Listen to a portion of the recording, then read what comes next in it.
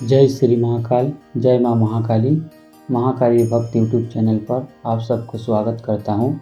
आज मैं तंत्र के एक ऐसे विषय पर बात करने जा रहा हूँ जो बेहद रहस्यमय और अत्यंत खतरनाक माना जाता है। इसे बाण तंत्र या बाण मारना कहा जाता है। तांत्रिक परंपराओं के अनुसार ये तंत्र विशेष रूप से छत्तीसगढ़ और बंगाल के कुछ परंपराओं में काफ़ी प्रचलित माना जाता है।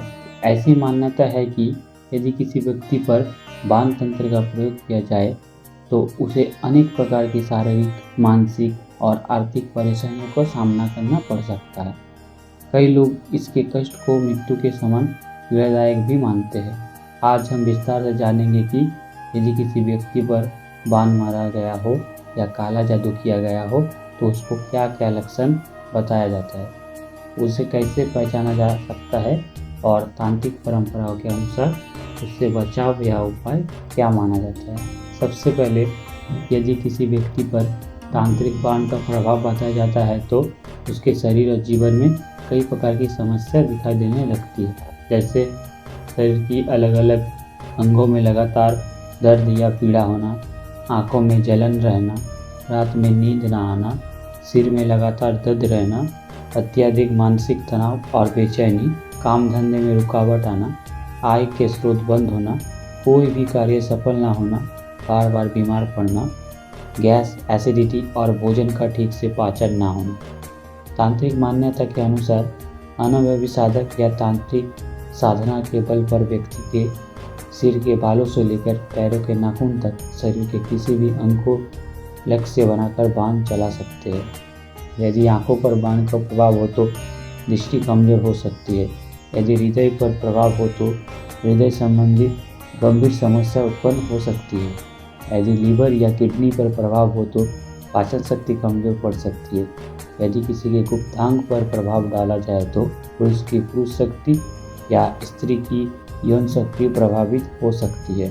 यदि घुटनों या पैरों पर प्रभाव हो तो चलने फिरने में कठिनाई या विकलांगता जैसी स्थिति उत्पन्न हो सकती है। ऐसा नहीं माना जाता कि बाण एक ही दिन में किसी व्यक्ति का सर्वनाश कर देता है।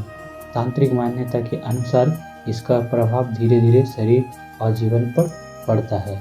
ये व्यक्ति की कार्य क्षमता, स्वास्थ्य, पाचन शक्ति, वाणी, श्रवण शक्ति, दृष्टि तथा सोचने समझने की क्षमता तक को प्रभावित कर सकता है। कहा जाता है कि साधक अपनी साधना से इस प्रकार की शक्ति प्राप्त करता है और कुछ ही क्षणों में किसी भी व्यक्ति तक उसका प्रभाव पहुंचा सकता है। इसी कारण इसके बचाव और रोकथाम के भी विशेष विधियाँ बताई जाती हैं।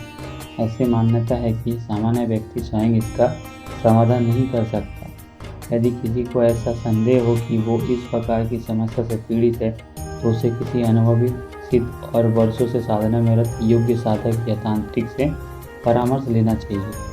स्वयं किसी प्रकार का प्रयोग करना या केवल कुछ मंत्रों का जाप कर लेना पर्याप्त नहीं माना जाता है। पूजा पाठ, स्रोत या मंत्रों से कुछ समय के लिए मानसिक शांति या राहत मिल सकती है, लेकिन तांत्रिक मान्यता के अनुसार बाण का पुण्य निवारण अनुभवी साधक के मार्गदर्शन से ही संभव माना जाता है।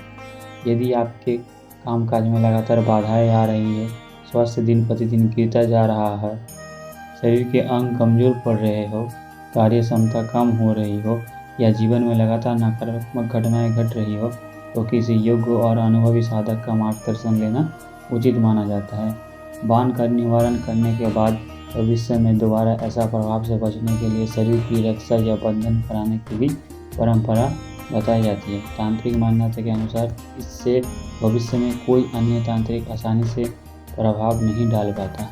ऐसा कहा जाता है कि पूजा पाठ, यज्ञ, स्रोत या अन्य धार्मिक अनुष्ठानों से कुछ समय के लिए राहत अवश्य मिल सकती है, लेकिन बाण का पूर्ण निवारण केवल अनुभवी साधक ही कर सकता है। यदि आपको लगता है कि आप किसी गंभीर समस्या या असहनीय कष्ट से गुजर रहे हो तो आप मुझसे भी संपर्क कर सकते हैं। मैं लंबे समय से लोगों की सहायता करते आ रहा हूँ। यदि आप मेरे मार्गदर्शन या सहयोग चाहते हो तो अवश्य संपर्क करें। ईश्वर की कृपा से आपको लाभ प्राप्त हो, यही मेरी कामना है। यदि आपको मेरा ये वीडियो और मेरी बातें अच्छी लगी हो तो कृपया मेरे चैनल को सब्सक्राइब करें, वीडियो को लाइक और शेयर करें ताकि अधिक से अधिक लोग इसका लाभ उठा सकें। आप सभी स्वस्थ रहें, सुखी रहें। मैं माँ महाकाली से प्रार्थना करता हूँ कि आपके जीवन में सुख, शांति और समृद्धि बनी रहे। जय श्री महाकाल, जय माँ महाकाली।